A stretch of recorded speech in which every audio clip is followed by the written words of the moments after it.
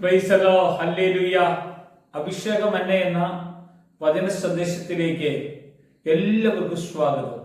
ഇന്ന് ചിന്തയ്ക്ക് ആധാരമായ ദൈവവചനം മർക്കോസ് സുവിശേഷം 8-ാം അധ്യായത്തിന്റെ 34 മുതലുള്ള വചനഭാഗം, ശിഷ്യത്വത്തിന്റെ വില.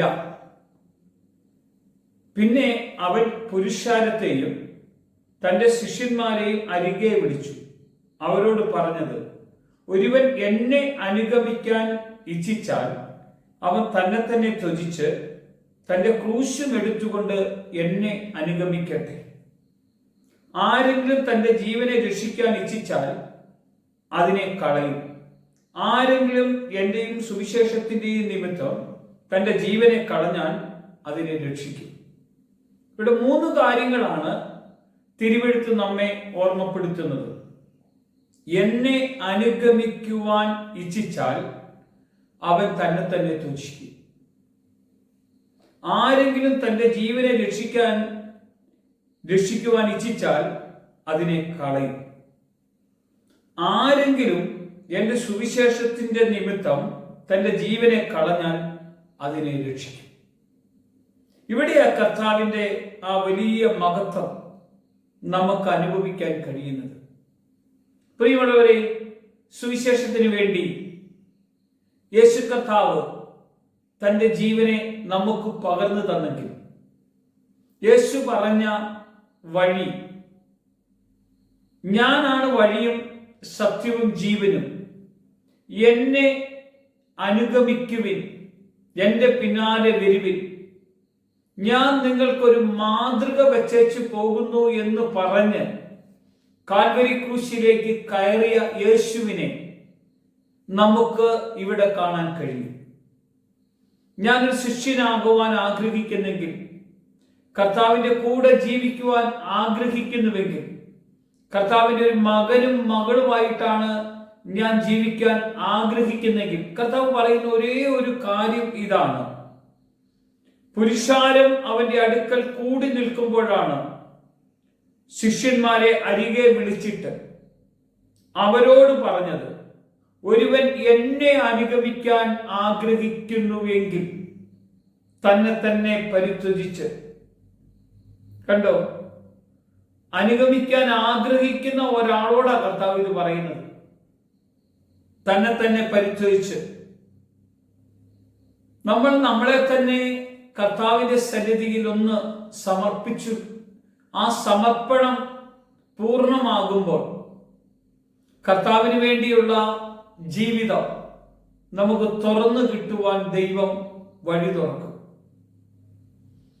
നമ്മൾ എത്രത്തോളം കർത്താവിന്റെ കൂടെ ആയിരിക്കുന്നുവോ അത്രത്തോളം നമ്മൾ ദൈവസ്നേഹത്തിന്റെ ആഴത്തിലേക്കാണ് അവിടുന്ന് കടന്നു വരാൻ ഇടയാകുന്നത്.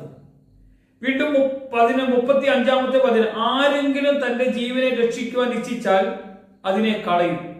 ആരെങ്കിലും എന്റെ സുവിശേഷത്തിന്റെയും നിമിത്തം തന്റെ ജീവനെ കളഞ്ഞാൽ അതിനെ രക്ഷിക്കും. ഒരു മനുഷ്യൻ സർവ്വലോകവും നേടുകയും തന്റെ ജീവനെ കളയുകയും ചെയ്താൽ അവൻ എന്ത് പ്രയോജനം? അല്ല, തന്റെ ജീവന് വേണ്ടി മനുഷ്യൻ എന്തു മറുവില കൊടുക്കും? മറുവില കൊടുത്തത് ആരാ? യേശു കർത്താവ്. ആ കൊടുത്ത മറുവിലയിലല്ലേ നമ്മൾ അവന്റെ സന്നിധിയിൽ നിൽക്കുവാനും ഇരിക്കുവാനും പ്രാർത്ഥിക്കുവാനും ഇടയായത്. യേശു പറഞ്ഞ ഒറ്റ കാര്യമുള്ളൂ: ഞാൻ നിങ്ങൾക്ക് വേണ്ടി കാൽവരി ക്രൂശിലേക്ക് യാഗമായി തീർന്നത്, നിങ്ങൾ എന്നെ അനുഗമിക്കുവാൻ വേണ്ടി ആഗ്രഹിച്ചാൽ തന്നെ തന്നെ ത്യജിച്ച് ഞാൻ പോയതുപോലെ ക്രൂശും വഹിച്ചുകൊണ്ട് നിങ്ങൾ എന്റെ പിന്നാലെ വരുവിൻ. എന്നെ അനുഗമിക്കുന്നവൻ അന്ധകാരത്തിൽ നടക്കുകയില്ല, അത്ഭുത പ്രകാശത്തിലേക്ക് വിളിച്ചവന്റെ സദ്ഗുണങ്ങളെ ഘോഷിപ്പാൻ തക്കവണ്ണം നിങ്ങൾ ഒരു രാജകീയ പുരോഹിത ഗണവും സ്വന്തം ജനവുമാണെന്ന് പറയുവാൻ തക്കവണ്ണം പാപികളും ഏഴകളുമായ നമ്മെ നോക്കി പറയുന്ന ഒരു കർത്താവ് നമ്മുടെ നടുവിലുണ്ടെങ്കിൽ, പ്രിയമുള്ളവരെ, നമ്മെ അവൻ എത്രയേറെ സ്നേഹിക്കുന്നു. അവനെ നമ്മൾ വേദനിപ്പിച്ചാലും അവൻ നമ്മളെ സ്നേഹിക്കുന്നു. അവനെ നമ്മൾ തള്ളിപ്പറഞ്ഞാലും അവൻ നമ്മെ സ്നേഹിക്കുന്നു. അവനെ നമ്മൾ മാറ്റി നിർത്തിയാലും അവൻ നമ്മെ സ്നേഹിക്കുന്നു. നമുക്ക് വേണ്ടി ജീവൻ പകർന്നവൻ. എന്നിട്ടൊരു വാക്ക് ഇങ്ങനെ പറയാണ്, സ്നേഹിതന് വേണ്ടി ജീവൻ അർപ്പിക്കുന്നേക്കാൾ വലിയ സ്നേഹമില്ലെന്ന്. പ്രിയമുള്ളവരെ, നമുക്ക് ഈ വചനം നമ്മുടെ ജീവിതത്തിൽ ഇന്ന് ഈ പ്രഭാതത്തിൽ കർത്താവിനോട് കൂടെ ഈ വചനം കേൾക്കുമ്പോൾ ഇന്നത്തെ ദിവസം നമ്മുടെ അകത്ത് ഈ വചനം വെളിപ്പെടണം. ഞാൻ കർത്താവായ യേശുവേ നിന്റെ കൂടെ തന്നെ തന്നെ തൊഴിച്ച് നിന്റെ ക്രൂശും വഹിച്ച് നിന്റെ കൃപയിൽ ജീവിക്കാൻ തക്കവണ്ണം ഞങ്ങളെ നീ അഭിഷേകം ചെയ്യണം. ഒരു നിമിഷം പ്രാർത്ഥിക്കാം.